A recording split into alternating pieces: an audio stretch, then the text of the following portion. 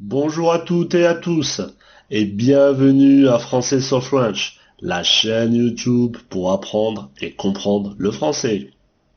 Aujourd'hui, nous allons voir ensemble les pronoms relatifs et en particulier le pronom relatif dont.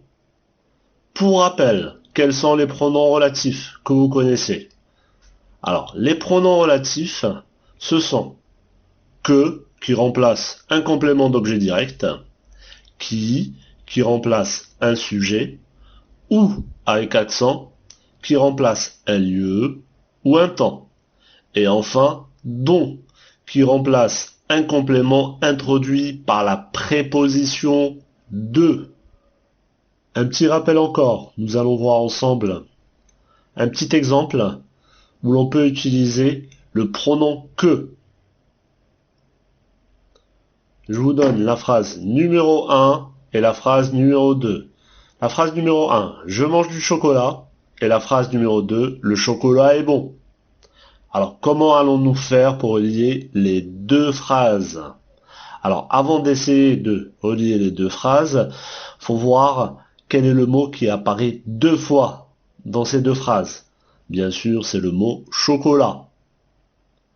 Donc, c'est le mot chocolat que nous allons remplacer par un pronom, par le pronom que. Alors, qu'est-ce qu'on va faire? On va prendre la phrase numéro 2, le chocolat est bon. Et juste après le chocolat, nous allons ajouter le pronom relatif que, plus les éléments de la première phrase, c'est-à-dire je mange, et bien sûr ce qui reste de la deuxième phrase. Donc on va dire le chocolat que je mange est bon. Donc est bon, c'est ce qui reste de la deuxième phrase. Un deuxième exemple maintenant, concernant le pronom dont. Phrase numéro 1, j'ai parlé de mon ami. Et phrase numéro 2, mon amie est heureuse.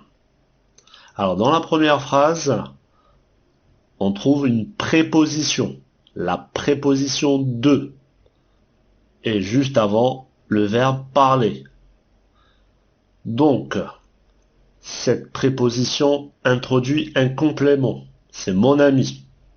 Mon ami, on le retrouve deux fois dans la phrase.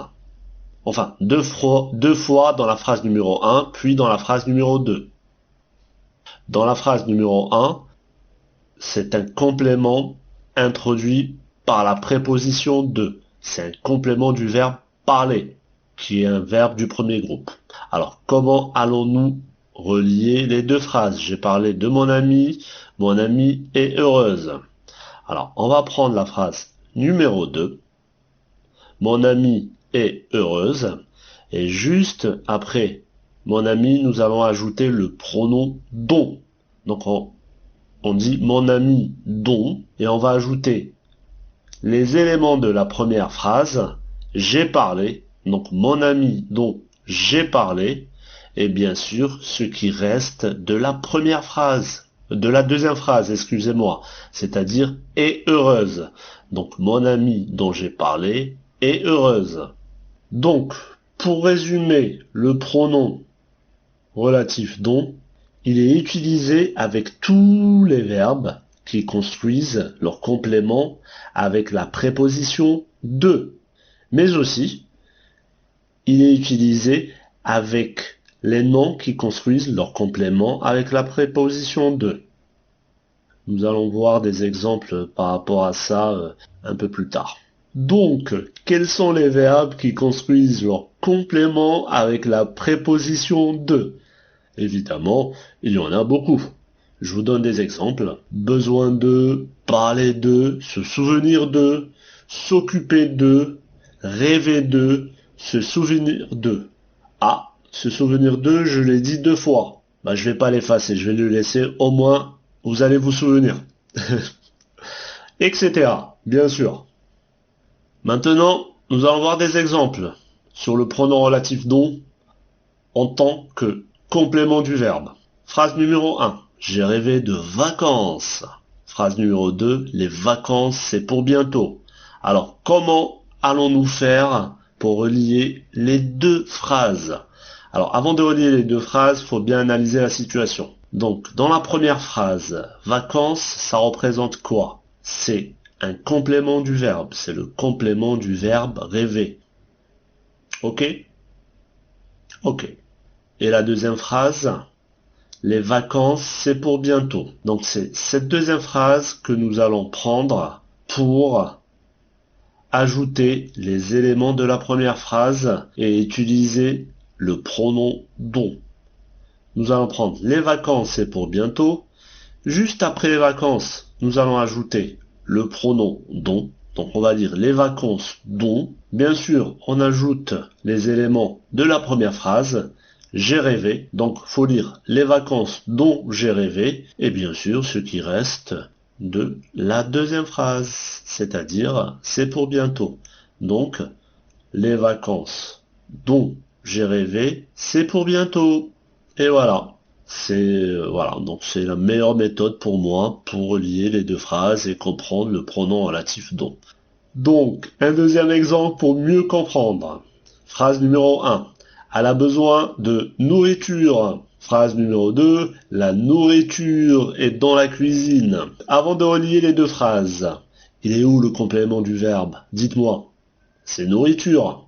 Et d'ailleurs, on le retrouve deux fois dans chaque phrase. Enfin, on le retrouve une fois dans la phrase numéro 1, une deuxième fois dans la phrase numéro 2. Donc, c'est nourriture que nous allons remplacer par le pronom dont. Une petite question. Nourriture, c'est le complément de quel verbe? Bonne question. C'est le complément du verbe a besoin. D'accord? Nous allons prendre la deuxième phrase, la nourriture est dans la cuisine. Donc juste après la nourriture, nous ajoutons le pronom dont.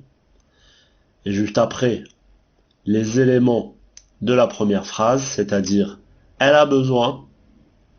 Donc la nourriture dont elle a besoin. On fait la liaison dont elle a besoin. Et pour finir, on ajoute ce qui reste de la deuxième phrase, c'est-à-dire est dans la cuisine.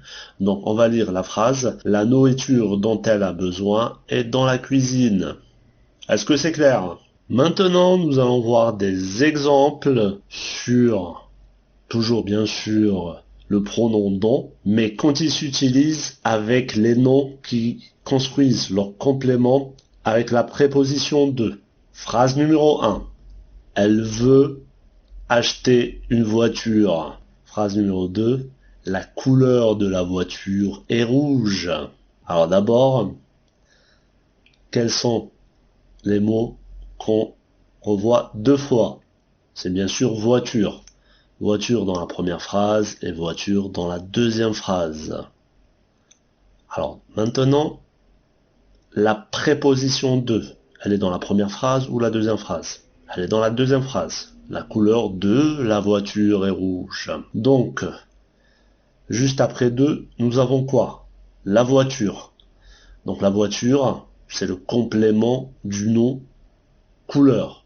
La couleur de la voiture. Donc c'est un complément du nom cette fois-ci. C'est pas un complément du verbe. Donc dans ce cas-là, ça va être un peu différent parce que on va prendre la première phrase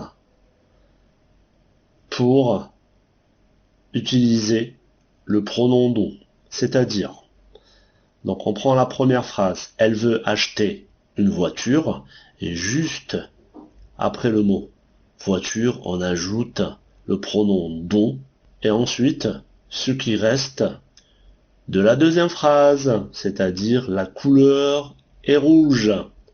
Donc on va dire, elle veut acheter une voiture dont la couleur est rouge. Un deuxième exemple, vous allez mieux le comprendre. Alors phrase numéro 1. Il habite dans une maison.